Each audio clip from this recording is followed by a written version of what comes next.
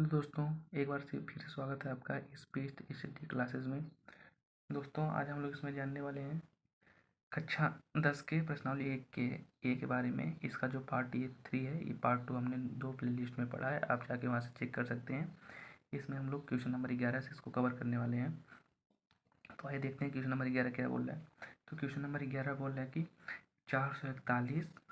441 और 567 और 693 का HCF क्या निकालना है दोस्तों?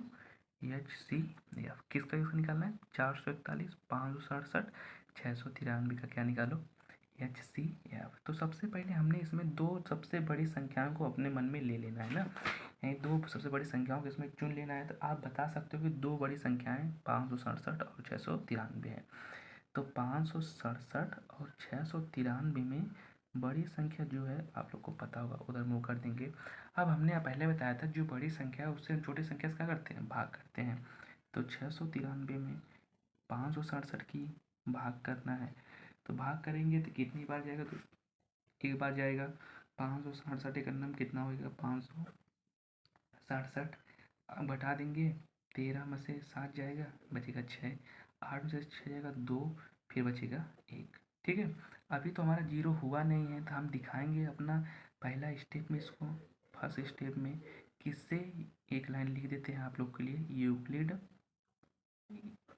विभाजन,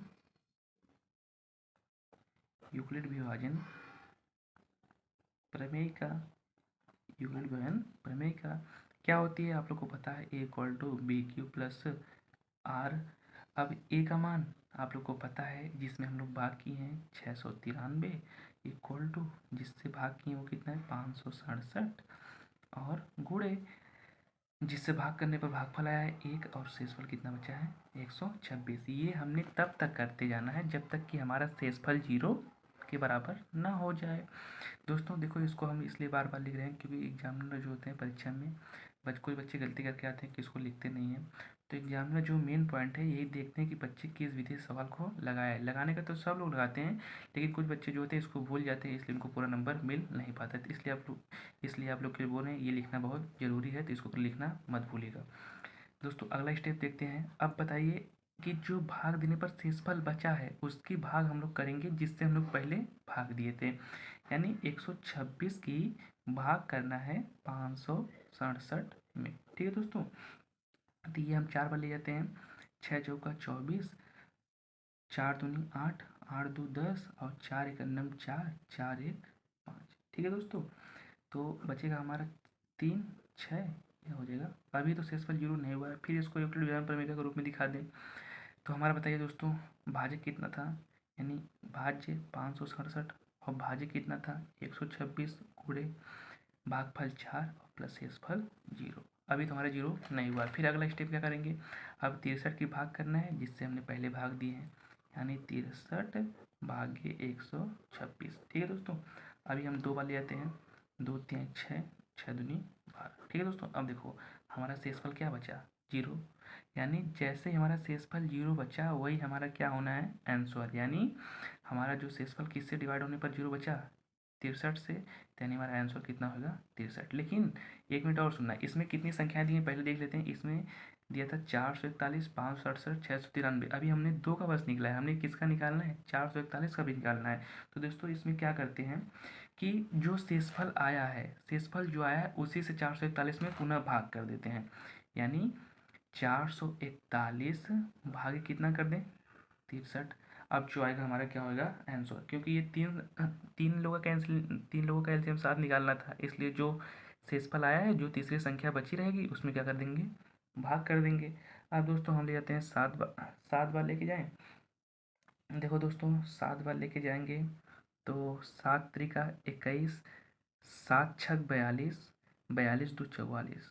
ठीक है, अब बोलो खट्टम खुट्टम खट्टम खुट्टम। ठीक है, अब बताओ दोस्तों क्या हो गया शेषफल पुनः क्या हो गया 0 हो गया, यानी 63 से ही भाग देने पर क्या हो गया शेषफल 0 हो गया, और पहले भी 63 से भाग देने पर क्या हो गया था 0 हो गया। अतः हमारा 693 और 567 और 441 का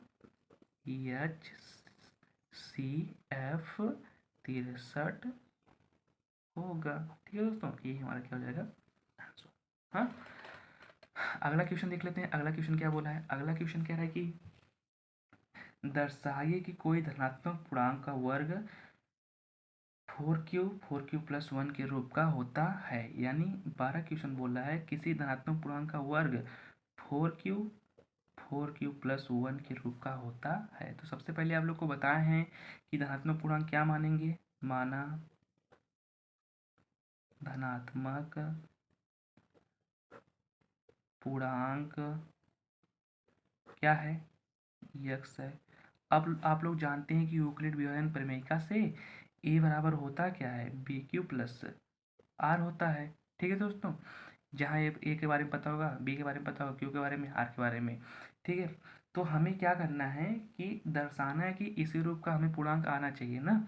तो सबसे पहले हम लोग क्या करेंगे, बी बराबर आप लोग को बताए थे जो इसके साथ दिया रहेगा उसको लेंगे। तो बी बराबर क्या दिया रहेगा? 4।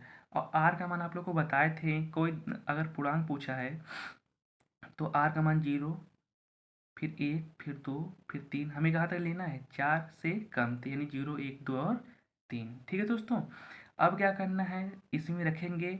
जब पहली कंडीशन दिखाएंगे तो ए बराबर क्या हो जाएगा? बी का मान है 4, 4Q, आर का मान क्या हो जाएगा? 0। यानी ए बराबर क्या आ जाएगा? 4Q। समीकरण नंबर 1।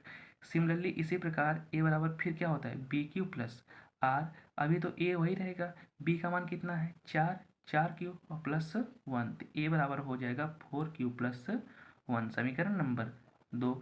अब दोस्तों इससे सिद्ध होता है कि देखो हमें क्या लाना था ऊपर, कि हमारा जो धनात्मक पूर्णांक होता है वो किस रूप का होता है? 4Q plus 1। हमारा यहाँ पर कितना है? 4Q और 4Q प्लस 1। तो लिख देना कि समीकरण 1 और समीकरण 2 से सिद्ध होता है कि जो हमारा धनात्मक पूर्णांक होता है उसका वर्ग 4Q और 4Q प्लस 1 के रूप का होता है। यही हमारा क्या हो जाएगा? आंसर। ठीक है दोस्तों, अगला क्वेश्चन देखते हैं। अगला क्वेश्चन क्या बोला है? अगला क्वेश्चन बोला है 13 क्वेश्चन नंबर बोला है कि यूक्लिड एल्गोरिथम का प्रयोग से, यानी यूक्लिड एल्गोरिथम के प्रयोग से 378 और 180 और 420।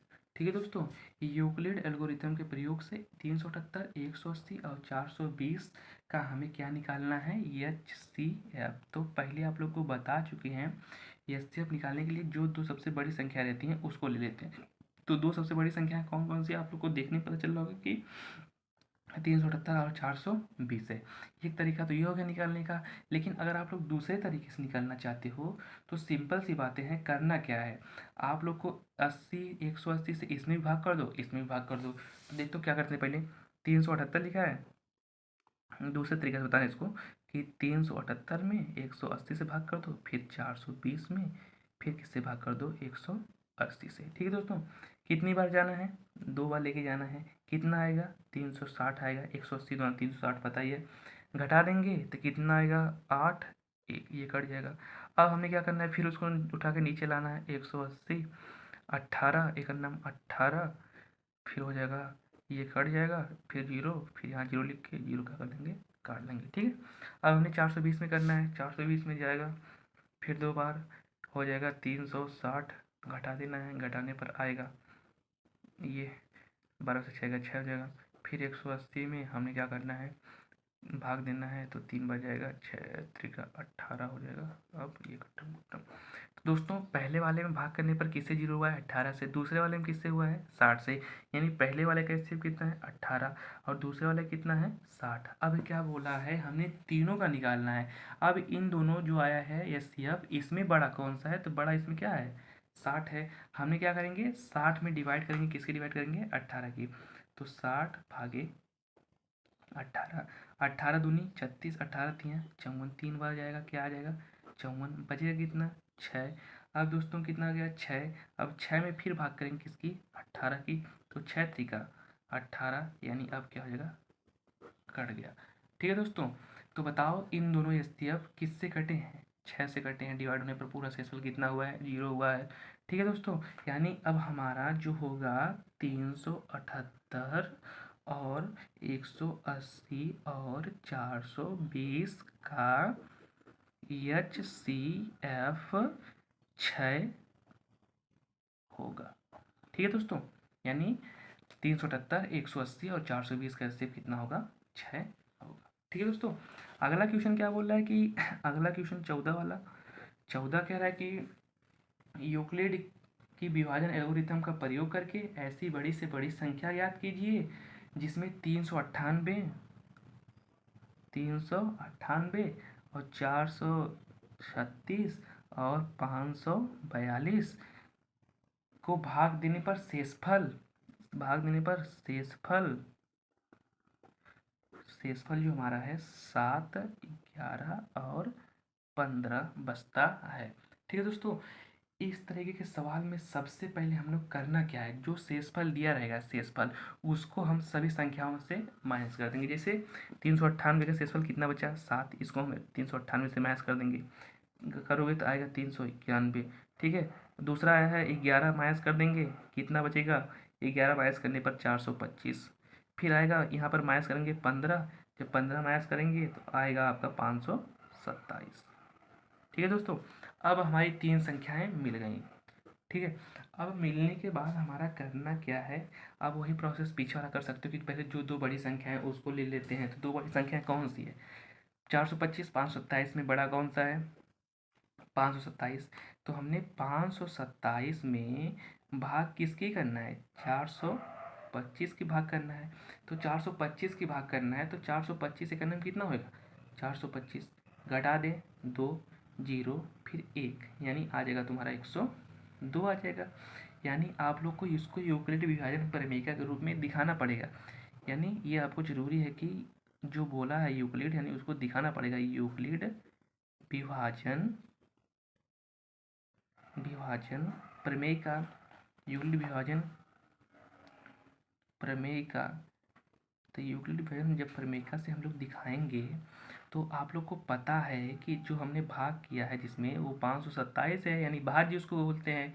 जिससे भाग किए, भाजक कितना है? 425 गुणे भागफल 1 और 102। ठीक है दोस्तों, अगली बार हमने क्या करना है कि 102 में हमने क्या करना है, फिर भाग करना है 425 की। जब भाग करेंगे तो कितनी बार जाना है आप लोग को पता होगा, हम 4 बार ले जाते हैं। 4 दूनी हो जाएगा 8, 0 4 एक नम 4, घटा देंगे, घटाने पर आपका आ जाएगा 15 में से 8 जाएगा 7, 17 बचेगा, कैंसिल। उसके बाद आप क्या करना है, फिर से ही दिखा देंगे। यानी हमने भाग किस में किया है? 425 में, और भाग जिससे भाग किया गुणा भाग किया 102 गुणे भागफल 4 और प्लस शेषफल 17। फिर अगली बार करेंगे 17 की भाग करेंगे 102 में, कितनी बार जाएगा? 6 बार। 17 छक्का 102। बोलो दोस्तों कैंसिल होगा कि नहीं? अभी हमारा आंसर नहीं आया है, ये हमारा आया है बस 2 संख्याओं का, 425 और 527 का। कितना आया है? 17 प्राप्त हुआ है। ठीक है दोस्तों, अब इसमें देख लेते हैं 2 और छोटी संख्याएं कौन कौन सी, जिससे इन दोनों का निकल गया। अब इसका देख लेते हैं, इसमें बड़ी कौन सी है? ये वाली बड़ी है। ठीक है दोस्तों, अब क्या करना है हमने अगले वाले में हमने करना है कि निकालना है इसके बीच 391 और 425। ठीक है दोस्तों, अब क्या करेंगे कि 425 में डिवाइड करेंगे 391 की, तो कितनी बार जाना है? एक बार। 391 आ जाएगा, बचेगा 4, फिर बचेगा 3, फिर कट्टम कुट्टम। ठीक है, फिर आप लोग इसको यूक्लिड विभाजन प्रमेयिका से दिखा देना, जरूर से दिखा देना कि 425 इक्वल टू 391 गुणे 1 और प्लस शेषफल। ठीक है दोस्तों, ऐसा करने के बाद हम लोग को करना क्या है, फिर से 34 की भाग करना है। किस में भाग करना है? जिससे हम लोग पहले भाग किए थे, किसमें? 391 में। कितनी बार जाएगा? एक बार। 34, फिर क्या बचा? 5, फिर कट गया, फिर 1, फिर दोस्तों एक बार जाएगा, फिर 34 आ गया, फिर दोस्तों घटा देंगे तो 11 में से 4 जाएगा 7, फिर बचेगा 1। फिर इसको यूक्लिड विभाजन प्रमेयिका के रूप में सेकेंड स्टेप के रूप में दिखा देना आप लोग इसको। ये भाग हमारा कितना था? 391 इक्वल टू किससे भाग किए थे? 34 से, गुणे भागफल आए थे 11 प्लस शेषफल कितना बचा था हमारा? 17। ठीक है दोस्तों, अब बोलो 34 में हमने फिर किससे भाग करना है? 34 भागे 17, 17 दूनी 34, 34 34 से कट गया, यानी इसका भी 17, उसका भी 17, यानी तीनों का जो है एचसीएफ कितना आएगा 17। यानी हमारा जो है संख्याएं जो हैं 391, उसके बाद 425 और उसके बाद 527 का HCF 17 होगा।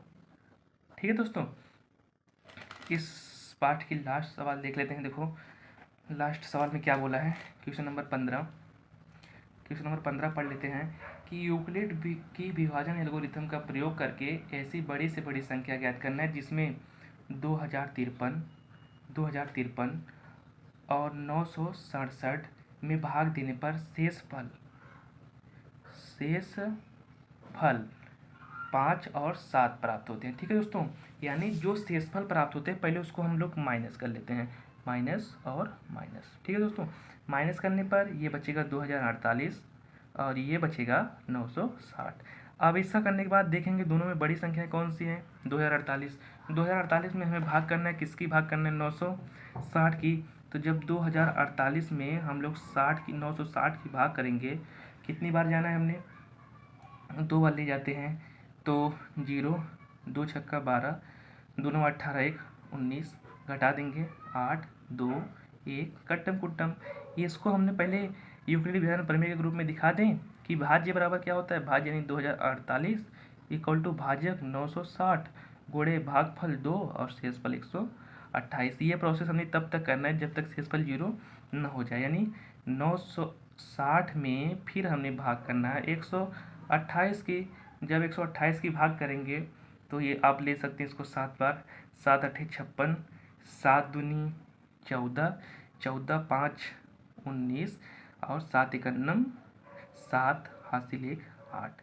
घटा देंगे, घटाने पर आपको बच जाएगा 10 में से 4 बचा, 15 में से 9 जाएगा, आपको बच जाएगा 6। ये कट्टम कुट्टम है, यानी 64। यानी सेकंड स्टेप में क्या दिखाना है हमारा, अब हमारा भाज्य कितना था 960, भाजक 128 गुणे भागफल 7 और शेषफल 64। अब फिर करना है एक लाइन और, अब हमने 64 की भाग करना है 128 में, यानी प्रोसेस करते जाओ तब तक हमारा शेषफल 0 ना मिले।